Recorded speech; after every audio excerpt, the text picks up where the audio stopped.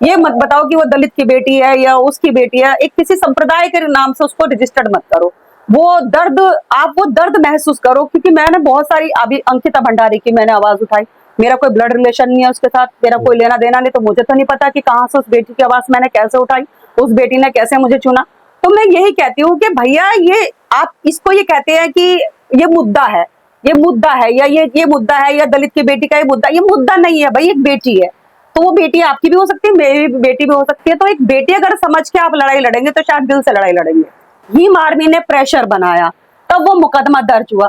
मतलब क्या भीम आर्मी या चंद्रशेखर आजाद क्या इतने गिर गए हैं कि एक 10 साल की बेटी के ऊपर राजनीति करेंगे, उसके साथ छेड़छाड़ के ऊपर राजनीति करेंगे? क्योंकि राजनीति करने के तो बहुत सारे मुद्दे हैं।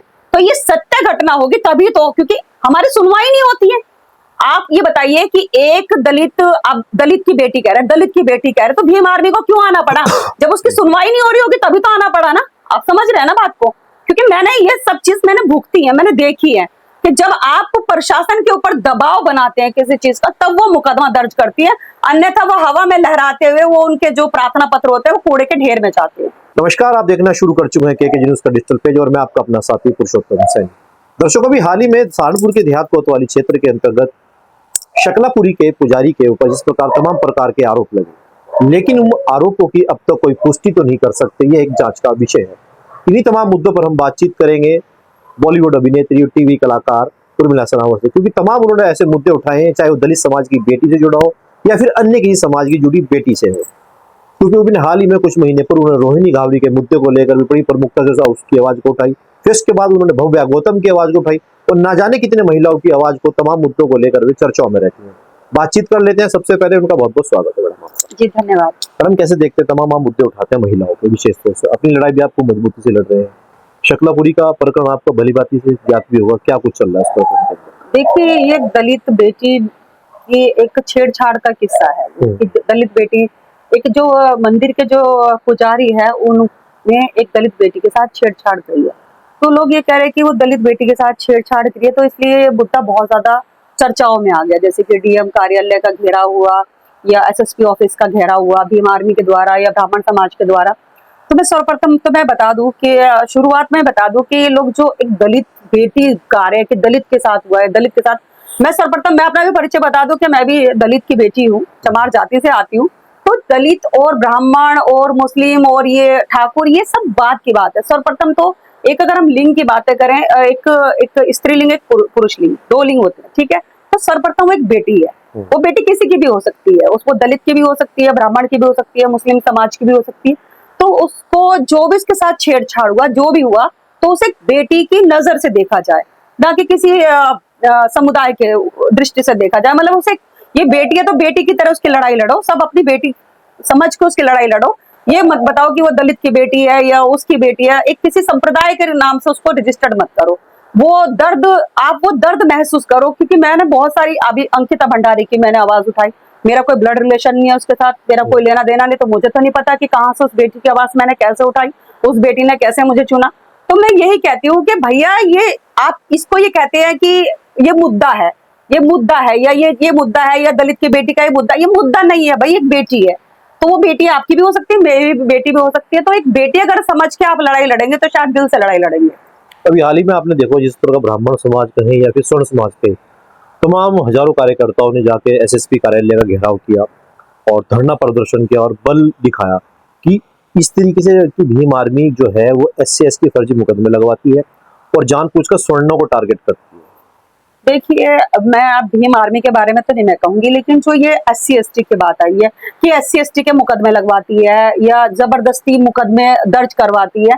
पहली बात तो मुकदमे दर्ज हो ही नहीं रहे हैं। मैं तो आपको बताऊं, मैं उसका जीता जागता एग्जाम्पल हूँ कि मैं भी अपनी वो, जब हम उत्तर प्रदेश सरकार में, मैं तो सहारनपुर में गई हूँ SSP ऑफिस, तो वो गुलाबी रंग की पर्ची मिलती है वहां पे।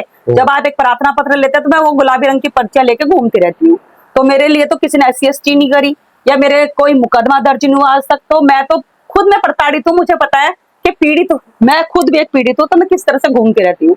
तो मेरी कोई सुनवाई नहीं है। तो सुनवाई अगर किसी की है तो यहाँ पर सुनवाई अगर किसी की है तो वो शासन की सुनवाई है, कि जब ऊपर से किसी मंत्रियों का, विधायकों का, बड़े लेवल का फोन आता है तो तब नीचे सत्ता के में बैठे जो जब लोग फोन करते हैं तो प्रशासन के लोग काम करते हैं। तो मैंने अभी एक आप ही के चैनल पे चला था, तो मैंने किसी एक आला अधिकारी के बारे में बोला था कि मतलब एक तरह से ये मुजरा करते हैं, ये मुजरा करते हैं, जब ऊपर से तबले बजते हैं तो फिर इन्हीं नीचे मुजरा करते हैं। लेकिन ब्राह्मण समाज का ऐसा आरोप है कि भीम आर्मी ने वहां प्रेशर बनाया पुलिस प्रशासन के ऊपर, भीड़ जुटाई, तब जाके पुलिस प्रशासन ने एफआईआर दर्ज कर दी। देखिए, मैं किसी पार्टी विशेष के बारे में तो नहीं कह रही, लेकिन मैं भीम आर्मी के बारे में ये बताती हूँ कि भीम आर्मी ने प्रेशर बनाया तब वो मुकदमा दर्ज हुआ। मतलब क्या भीम आर्मी या चंद्रशेखर आजाद क्या इतने गिर गए हैं कि एक 10 साल की बेटी के ऊपर राजनीति करेंगे, उसके साथ छेड़छाड़ के ऊपर राजनीति करेंगे? क्योंकि राजनीति करने के तो बहुत सारे मुद्दे हैं, तो ये सत्य घटना होगी तभी तो, क्योंकि हमारी सुनवाई नहीं होती है। आप ये बताइए कि एक दलित, आप दलित की बेटी कह रहे हैं, दलित की बेटी कह रहे हैं, तो भीम आर्मी को क्यों आना पड़ा? जब उसकी सुनवाई नहीं हो रही होगी तभी तो आना पड़ा ना। आप समझ रहे हैं ना बात को? क्योंकि मैंने ये सब चीज मैंने भुगती है, मैंने देखी है कि जब आप प्रशासन के ऊपर दबाव बनाते हैं किसी चीज का, तब वो मुकदमा दर्ज करती है, अन्यथा वो हवा में लहराते हुए वो उनके जो प्रार्थना पत्र होते हैं वो कूड़े के ढेर में जाते हैं, और मैं उसका जीता जागता एग्जाम्पल हूँ। लेकिन ब्राह्मण समाज के तमाम ऐसे जो पदाधिकारी, उनका कहना है कि सिर्फ मामला मंदिर की जमीन से जुड़ा हुआ है, कुछ लोग मंदिर को कब्जाना चाहते हैं, उनकी जमीन पर कब्जा करना चाहते हैं और वो पुजारी को वहां से निकालना चाहते थे। अब आप एक चीज बताइए कि इन्होंने बोला कि मंदिर की जमीन को कब्जाना चाहते थे, पुजारी को निकालना चाहते थे, तो मेरे ख्याल से अगर हम हमारी मानसिकता इतनी तुच्छ मानसिकता हो चुकी कि हम एक बेटी के मतलब बेटी को आगे करके हम इस चीज की लड़ाई लड़ेंगे, तो शायद मेरे ख्याल से ठीक नहीं होगा। लेकिन जो बात सच है, क्योंकि आप तो 10 साल की बेटी की बात आज हम बात कर रहे हैं, 10 साल की बेटी की बात कर रहे हैं, यहाँ तो 2.5 साल की बेटी के साथ बलात्कार हो रहा है, 10 साल की बेटी के साथ छोड़ो, 3 साल की बेटी के साथ बलात्कार हो रहा है, डे बाय डे। मतलब आप देखें कि आज हम जा कहाँ रहे हैं, मतलब ये कलयुग हमारा किस तरह से आगे बढ़ता जा रहा है कि आप मतलब अपनी गली मोहल्ले में आज के बच्चे हमारे सेफ नहीं है। आप समझ रहे हैं? क्योंकि हम इतनी हिंसक प्रवृत्ति में जी रहे हैं, क्योंकि हम रात को जो सोशल मीडिया पे जो हम अनगरल बातें देखते हैं, जो सेक्सुअल जो ये साइट्स होती हैं, वो सब चीजें देखते हैं, तो वो हमारे अंदर जब हार्मोन्स जागृत होते हैं, तो उनको ठंडा करने के लिए हमें जो भी आसपास की जो भी हमें आसान तरीका दिखता है, हम वो खोज लेते हैं। उसमें फिर कोई ताऊ चाचा की लड़की हो या छोटी बच्ची हो, तो हमारी प्रवृत्ति इतनी हिंसक हो चुकी कि हम भेड़ी हो चुके। आजकल जो कहते हैं ना कलयुग चरम सीमा पे, तो कलयुग यही चरम सीमा पे है। तो उसमें अगर मैं अभी ये कहो कि देवदासियां भी रखी जाती थी, पहले मंदिर में देवदासियां रखी जाती थी।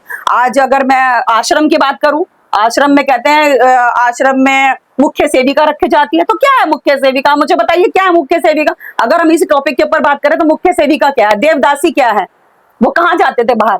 क्योंकि जो एक आपकी जो रिक्वायरमेंट होती, जो आपके शरीर की रिक्वायरमेंट है, वो तो कहीं ना कहीं होगी ना। तो वो सारी चीजें, वो तो जांच का विषय, जब जांच होगा तो दूध का दूध पानी का पानी होगा। हम और आप तो सिर्फ अभी इस टॉपिक के ऊपर बात ही कर सकते हैं। आपने कई महिलाओं की आवाज बड़ी मुखर होकर उठाई है, आपने इस मुद्दे पर आकर क्यों नहीं कैमरे के सामने क्यों नहीं आया अब तक? देखिए, मैं पहले से ही बहुत ज्यादा पीड़ित चल रही हूँ, बहुत ही ज्यादा, क्योंकि मैंने एक ऐसा मुद्दा अपने हाथ में ले रखा, मुद्दा नहीं, एक ऐसी बेटी की आवाज मैंने अपने हाथ में ले ली जहां मैं इस समय तलवार की नोक पे चल रही हूँ। आपको पता है कि अंकिता भंडारी हत्याकांड में हमने वीआईपी के नाम का खुलासा किया, उसके मद्देनजर चलते हमारे सारे सोशल मीडिया अकाउंट्स क्या, ये क्या, व्हाट्सएप क्या, हर चीज मतलब हमारी आवाज दबा दी गई, हमारी आवाज बंद कर दी गई। और उसी के मद्देनजर चलते हुए हम बीमारियां भी झेल रहे हैं, हम पैसे की तंगी भी झेल रहे हैं, क्योंकि अभी हमारे पास स्टार प्लस का सीरियल आया, कलर्स का सीरियल आया। क्योंकि फर्स्ट ऑफ ऑल जब हम एक एक्ट्रेस को साइन करते हैं तो हम ये देखते हैं कि आपके सोशल मीडिया पे फॉलोवर्स कितने हैं, आपको कितने लोग देखेंगे, जब हम आपको टीवी पे लेंगे तो कितने लोग टीवी ओपन करेंगे, तो वो सारी चीजें। लेकिन मेरी सारी सोशल मीडिया सरकार ने बंद कर रखी है, क्योंकि मैंने भी तो सरकार के खिलाफ जाके बोला, खुद में भारतीय जनता पार्टी की होने के बाद सरकार के खिलाफ जाके बोला। और रही अगर मैं ब्राह्मण समाज की बात करूं और एक इधर दलित समाज की बात करूं, तो 2 तरह के लोग होते हैं। आज की जो लड़ाई चल रही है वो 2 तरीके के लोगों की लड़ाई चल रही है। एक तो मनुस्मृति, 2 बुक्स के ऊपर लड़ाई चल रही है, मनुस्मृति और संविधान। बहुत सारे लोग संविधान को मानने वाले हैं, बहुत सारे लोग जो जिन्होंने एसएसपी ऑफिस का घेराव करा वो मनुस्मृति को मानने वाले लोग हैं। आप किसको मानते हैं? मैं तो संविधान को मानने वाली हूँ ना, मैं तो संविधान को मान के चलती हूँ, मैं संविधान को मानती हूँ। अगर आप यहाँ बैठे तो संविधान की बदौलत बैठे, मैं बैठी तो संविधान की बदौलत बैठी हूँ। अगर मैं मनुस्मृति को पढ़ती या मनुस्मृति के हिसाब से चलती तो आज मैं घर में चूल्हा चौका बर्तन या वो सती प्रथा या वो सब चीजें रूढ़िवादिता वो सब चलती ना। आज अगर मैं आपके सामने बैठी हूँ या किसी भी तरह से मैं बोल रही हूँ, खुल के बेबाक तरीके से मैं बात कर रही हूँ, तो मैं संविधान की बदौलत कर रही हूँ, माँ सावित्रीबाई फुले की वजह से कर रही हूँ, क्योंकि माँ सावित्रीबाई फुले ने ही तो हमारे हाथों में किताब दी है। चाहे वो फातिमा शेख कह लो, पहले स्कूल की स्थापना उन्होंने की। तो ये अनपढ़ अज्ञान लोग हैं जो इस बेटी की छेड़छाड़ को या बेटी के बलात्कार को राजनीतिक मुद्दा बनाते हैं। ये राजनीतिक मुद्दा क्यों? क्योंकि आने वाला समय 2027 के चुनाव का समय है, तो ये मुद्दा बना दिया, दलित वर्सेस ब्राह्मण, ये मुद्दा बन गया। जिस तरीके से उस दिन आपने देखा होगा शहर के तमाम बड़े बड़े जो मंदिर है, प्राचीन विख्यात मंदिरों की बात करें, बुद्धेश्वर मंदिर को बंद रखा गया, तमाम ऐसे मंदिरों के कपाट बंद रखे गए, उस दिन को कैसे देखता है? क्या मंदिर बंद करना सही मानते हैं? देखिए, एक तो होता है भगवान और उसके होते हैं भगत। ठीक है, भगवान भगत एक दूसरे के वो है। अभी बहुत सारे मैं अपनी व्यवस्था के चलते, बिजी शेड्यूल के चलते मैं पूजा नहीं कर पाती, लेकिन क्या भगवान मुझे देख नहीं रहे हैं? मेरे ऊपर इतने हत्या के षड्यंत्र हुए, लेकिन पल पल में मैं हमेशा हर इंटरव्यू में कहती हूँ कि मेरे साथ साक्षात महादेव चलते हैं। अब मैं दलित की बेटी, बहुत सारे कहेंगे अरे ये महादेव को मानने वाली है, ये कैसे होगी? लेकिन उस पर भी मेरा विश्वास है, महादेव पे मेरा विश्वास है, क्योंकि उन्होंने मुझे हर खतरे से मुझे बचाया है। और आज तक मैं बचती बचती आपके सामने चल भी रही हूँ, इतनी बड़ी लड़ाई लड़ रही हूँ, रूलिंग पार्टी से लड़ रही हूँ, और एक ऐसी बेटी की लड़ाई लड़ रही हूँ जो पंच तत्वों में विलीन हो चुकी। और वो लड़ाई मैंने लड़ रही हूँ। मैंने अभी भी, जब मैं अभी धारी देवी में मैंने संकल्प लिया कि उस बेटी को मैं न्याय दिलाऊंगी, चाहे मेरी हत्या अगले दिन ही हो जाए, तो हमने भी यही कहा कि मैंने उस बेटी की आवाज नहीं उठाई भाई। मैं अगर स्पिरिचुअल ताकत की बात करूं, दैवी शक्ति की बात करूं, तो उस बेटी ने मुझे, उस बेटी की आत्मा ने, जो पंच तत्व में विलीन हो चुकी, उस बेटी की आत्मा ने मुझे इस काम के लिए चुना है। और शायद वो इसलिए मैं इतनी सत्ता के धारी लोगों से मैं लड़ रही हूँ। आप देखो कि मेरे अंदर एक अलग से, वो कहते हैं ना कि महाकाल आपको पैसा और पड़ता, बिल्कुल जब वो खुद अकेले हैं तो वो अकेला कर देता है आपको, इतनी लेकिन ताकत देते हैं लड़ने की, और मैं लड़ रही हूँ। मेरी सब चीज डिस्ट्रॉय हो चुकी है, लेकिन तब भी मैं लड़ रही हूँ ना। आज मेरे चेहरे पे शिकन नहीं है, जबकि मेरे सारे अकाउंट्स बंद कर दिए गए, बीच में मेरे बैंक अकाउंट भी बंद कर दिए गए, बीच में मेरे व्हाट्सएप बंद कर दिया गया। व्हाट्सएप किसका बंद होता है? किसी आतंकवादी का व्हाट्सएप बंद होता है कि अराजकता फैला रहा है? मेरा व्हाट्सएप तक बंद कर दिया गया। लेकिन फिर भी ठीक है, मैं लड़ाई लड़ रही हूँ, अंतिम तक लड़ाई करूंगी, क्योंकि मेरी, आप सोशल मीडिया मेरी बंद कर सकते हो, लेकिन जो मेरी आवाज है, पत्रकार बंधु बंद, आप आए हो ना, आप आए हो, तो मैं हमेशा जो चौथा स्तंभ है, मैं उसकी हमेशा बहुत ज्यादा मैं तारीफ करती हूँ उसकी।